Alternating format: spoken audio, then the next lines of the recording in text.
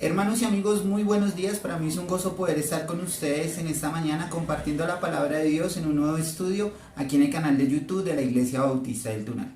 Sin más preámbulos, vamos a empezar el estudio en esta mañana. Quiero que me acompañen a Primera de Pedro en el capítulo 1, versículo 2.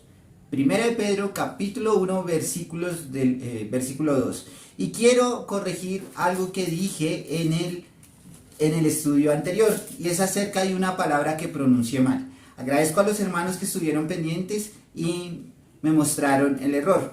Estábamos hablando acerca del saludo a los elegidos, pero hay una palabra que dice el versículo 2, vayamos allí, dice elegidos según la presciencia de Dios Padre en santificación del Espíritu. Yo había dicho que era en presencia, y no es así, es presciencia. Y eso significa el conocimiento previo de Dios. Ahora, ellos conocían, los que estaban fuera de su pueblo, conocían el Evangelio, conocían de Dios, tenían la oportunidad de tener una relación personal con Dios. Ahora, ellos son elegidos ¿para qué? Para predicar el Evangelio en esos lugares donde estaba. Y eso era lo que el apóstol Pedro nos quería mostrar allí y lo que el apóstol Pedro quería enseñarles a ellos. Que ellos tenían el conocimiento de Dios gracias a el sacrificio de Cristo y que ellos debían ser esos embajadores de Cristo en predicar el Evangelio. Ahora, ya que hemos corregido el error, vamos a empezar nuestro estudio en esta mañana. Y quiero que me acompañen a la misma epístola de 1 de Pedro, capítulo 1, versículo 3. Primera carta de Pedro, capítulo 1, versículo 3. Y estamos mirando acerca de cómo tener una relación genuina con Dios. Y hoy el título que le quise poner a este estudio es La esperanza está muerta. Se preguntarán, ¿cómo así que la esperanza está muerta, mi hermano? Si miramos el título, que no son inspirados, dice que la esperanza está viva. Pero ¿qué realmente es la base de la esperanza de este mundo? ¿Cuál realmente es la base de nuestra esperanza? ¿Será que nuestra esperanza realmente está viva o nuestra esperanza está realmente muerta?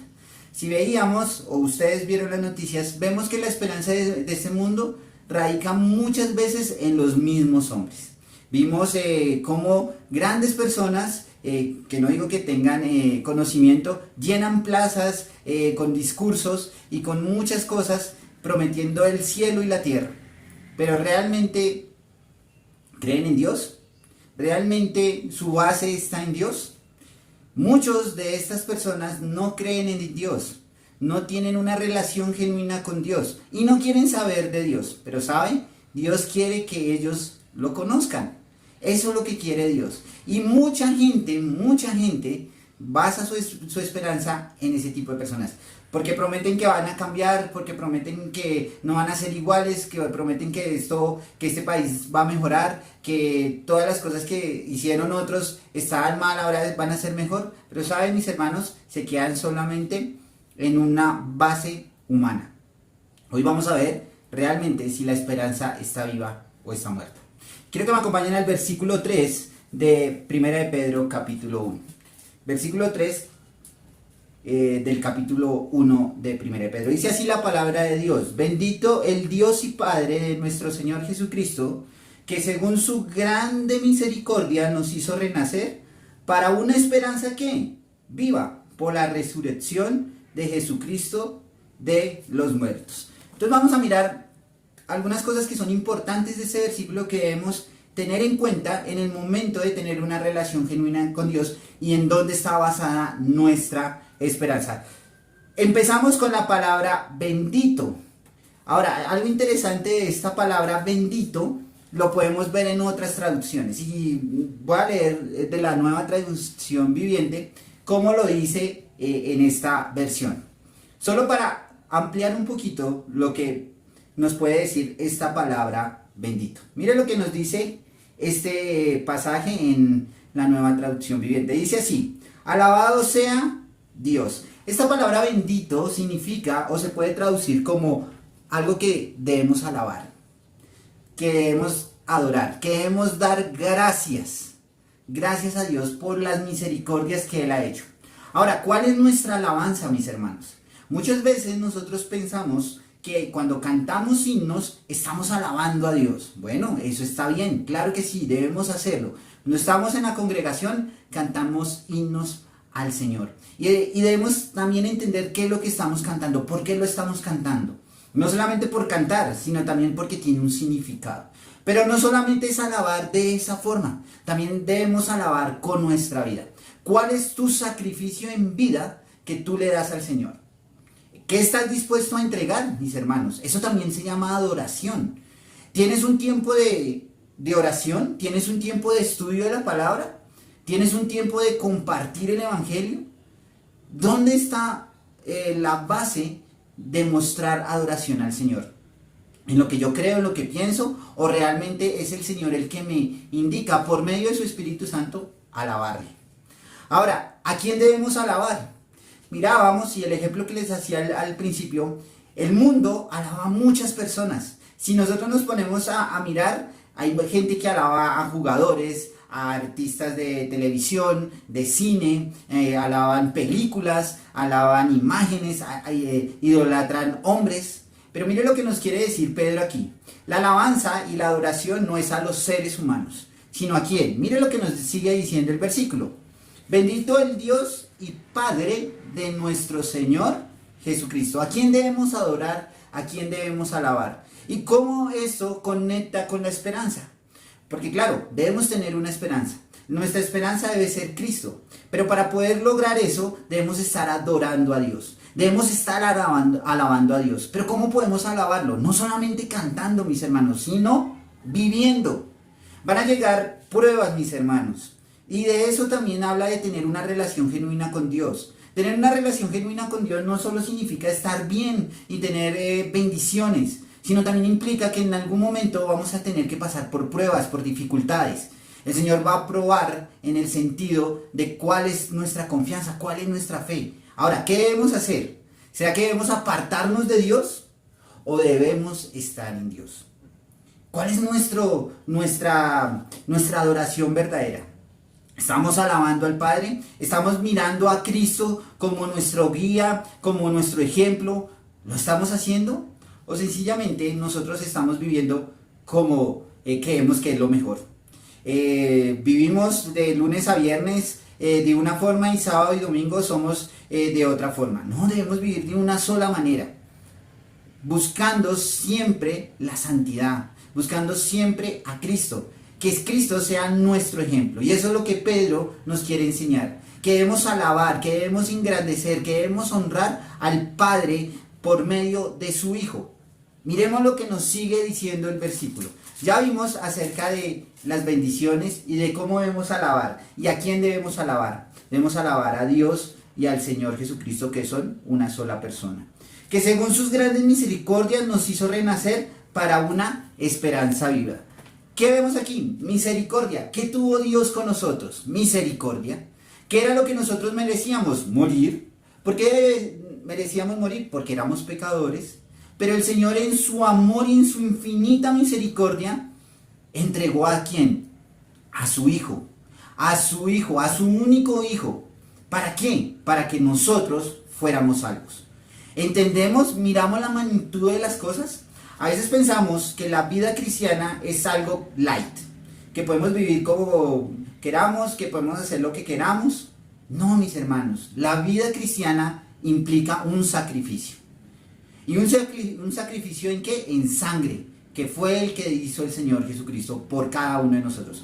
¿Qué espera el Señor de nosotros? Que nosotros también podamos hacer ese sacrificio para Él. ¿Cómo lo podemos hacer, mis hermanos? Orando, estudiando su palabra, compartiendo el evangelio. Y aquí quiero hacerles una pregunta. ¿Cuántas veces o cuántas personas le has compartido el evangelio en tu vida? ¿Lo has hecho? ¿Realmente has tenido ese amor por los otros? ¿Has sacrificado tiempo, vida por otros? Creo que es una pregunta que nos debemos hacer como cristianos. Y aquí no es el número de cuántos creyentes alcancé, sino realmente si estamos buscando la voluntad de Dios. Ahora, Él nos sigue diciendo que para misericordia que según sus grandes misericordias o su grande misericordia nos hizo renacer para una esperanza viva. Ahora, ¿cómo podemos lograr esa esperanza viva? ¿En qué está basada nuestra esperanza? Nuestra esperanza está basada en Cristo. ¿Y cómo podemos basar nuestra esperanza en Cristo? Porque Cristo venció a la muerte. Cristo resucitó de los muertos.